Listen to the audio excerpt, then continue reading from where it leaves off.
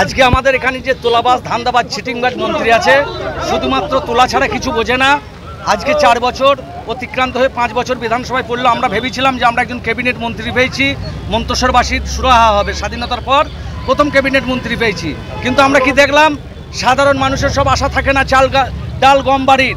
কিছু মানুষের সার্টিফিকেটের প্রয়োজন হয়, যেমন ছাত্রছাত্রীদের মেডিকেলের, সেই সমস্ত সার্টিফিকেট থেকে এই এলাকার মানুষ বঞ্চিত হয়েছে। তাই এলাকার মানুষ আজ বিক্ষোভ দেখাইছে। আজকে পরিযায়ী শ্রমিকের মতো তিনি এসছেন, কিছু তোলাবাজকে নিয়ে, কিছু গুন্ডাকে নিয়ে। মন্তেশ্বরের সাধারণ মানুষ আজকে 4 বছর পর আজকে দালালি করতে এসছে। মন্তেশ্বরের মানুষ জবাব দিচ্ছে।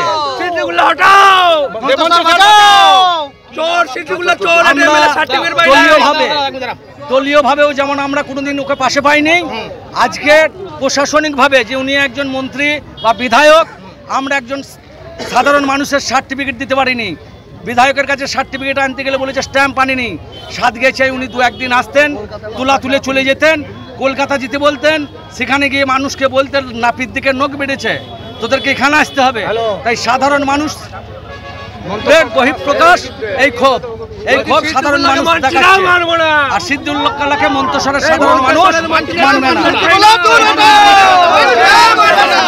আমি শুধু বিধায়ক নয়, বর্ধমান জেলায় 16টি বিধায়কের মধ্যে সব থেকে বেশি ভোটে আমি জিতেছি 35,000।